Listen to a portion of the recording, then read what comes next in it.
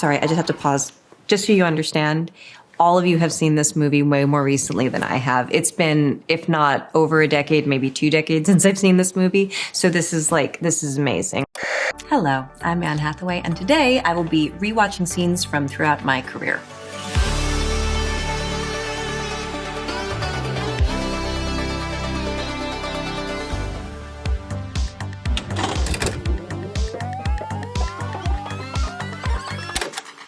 You're late. I know. I'm really sorry about it. And where is Paolo? Send in Paolo. Regina mia, buongiorno. We're so pleased you could make yourself available to be here. I'm sorry, I just have to pause there and say, how radiant is Julie Andrews? I was 17 years old when we made this, and so I hadn't met as many people yet in my life. And so I knew Gary Marshall was really special, and I knew Julie Andrews was really special. But now sitting here watching this from this point of view, they're two of the most magical people I have ever met. This was the film that changed my life. Like, it's so weird to watch it. I haven't seen this movie in maybe 20 years, and I'm a little bit speechless with this one. It's very emotional to see it. Like a wolf. He's all right. So he really had to break the brush in this. They pre-broke the brush and it was supposed to break kind of easily, but it didn't quite happen. So that's me and Larry kind of improvising, trying to get it to go. And I don't remember if the owl was real or if I was just buying him some time. But the brush was being stubborn that day. Take this, and give you A princess.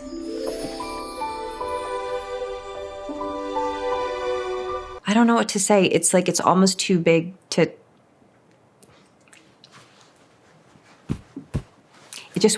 It felt so big at the time, and it wound up being so big, and it's kind of just gotten bigger as my life has progressed. So this is total fusion of life and work and all the things. And I'm just so proud to be in this movie. I'm really glad that I'm that girl right there.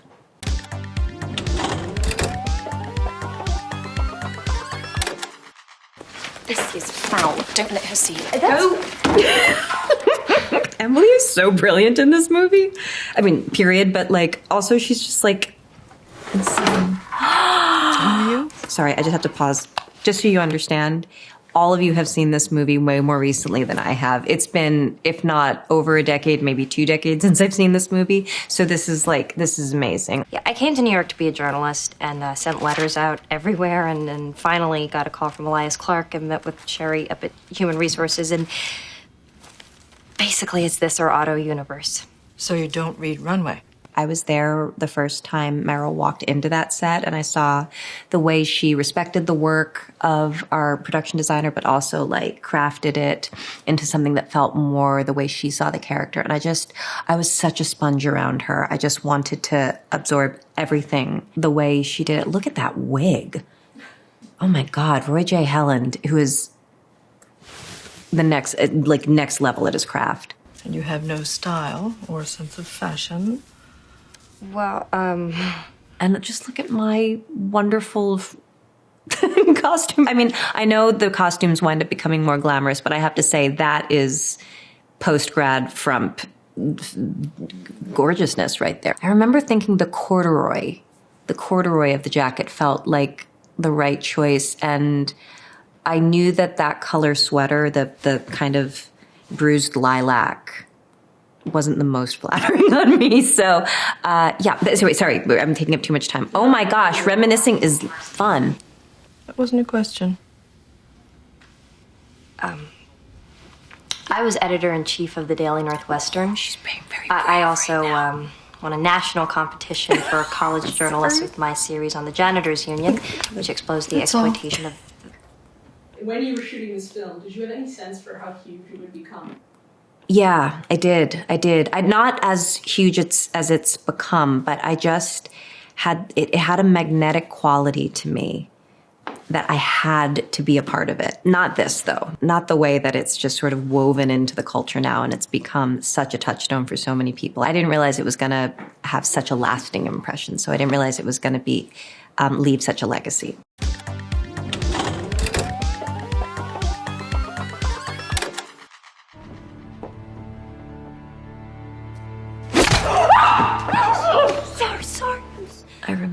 every second. I remember every second of all of this, but I remember every second of this. It is Mr. Wayne, isn't it? I'm so thrilled I'm in this movie. You wouldn't beat up a woman any more than I would beat up a cripple. Oh, that's such a good edit. Sometimes exceptions have to be made. Oh man, I worked so hard on this backflip. Good night, Mr. Wayne. Christopher Nolan came to me at the beginning of production and he said, I'd like you to train very hard for this. It has nothing to do with anything except that I would like you to do as many of your stunts as possible, as much as of the fighting. Anything that, you know, isn't like a ridiculously special skill set, like riding the bat pod. I want to be you. And I want you to be able to do it every single take, and sometimes we film these sequences for 3 days. And I said, sign me up, no problem. And so I went straight to the gym. And up to this point, this was the hardest I'd ever trained for a role physically. Michelle Pfeiffer's Catwoman was everything to me growing up. So when I found out that there was a chance for someone of my generation to play Selena Kyle, I was just like, and with Christopher Nolan and this franchise that was so unlike anything that had ever been. I wanted to do her justice. And it's kind of cool to see it right after those first two roles where I was playing such kind of younger women who were a little insecure and unsure of themselves. They're stuttering a little bit more. And to see the scene begin that, and then that oops happens. Oops. Nobody told me it was uncrackable. I'm kind of amazed that this happened and that's me. That's really cool.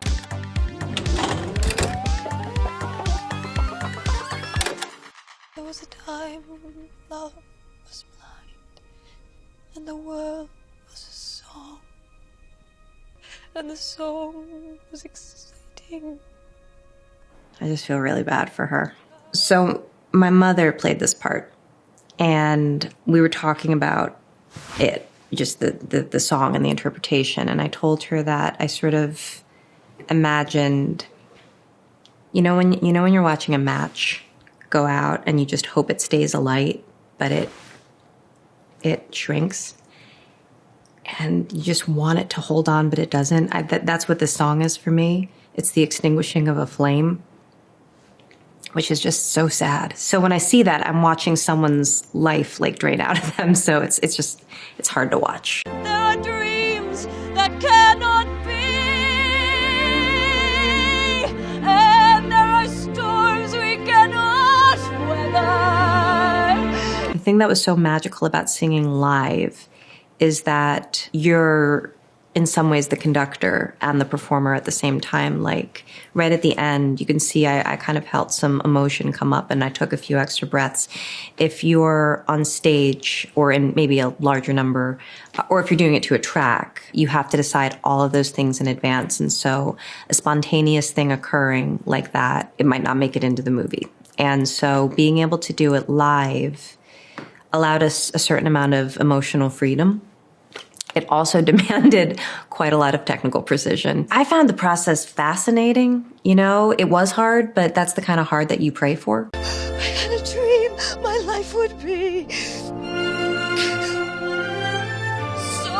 different from this hell I'm living. Russell Crowe was such an important part of the process because he would have us over on Friday nights and we would sing in front of each other.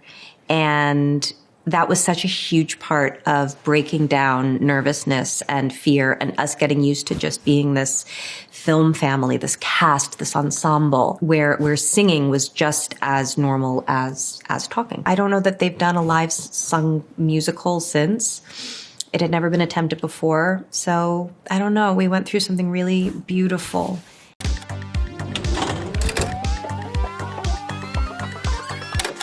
This is a surprise.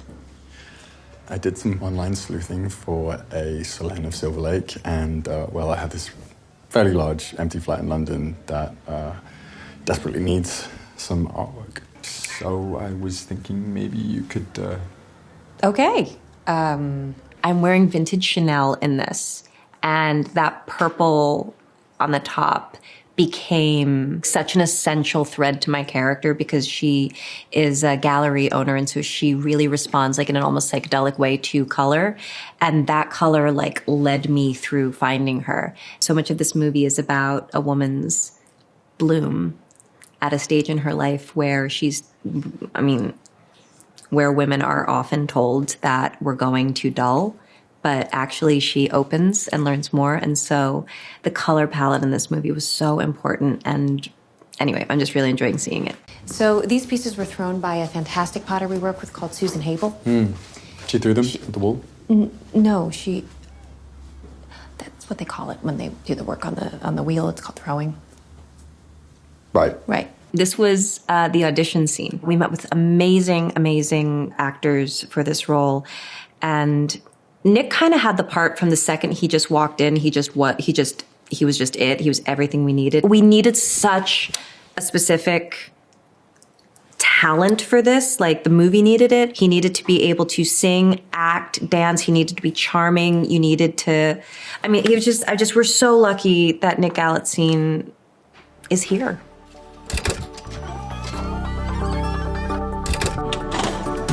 I'm proud. I'm not someone who spends a lot of time looking back or reflecting. I work really hard to be present and to look at like kind of what's coming. So this has actually been a joy. And I'm really proud to have a filmography that makes me so happy and brings me so much pride. That's lovely. Thanks for watching.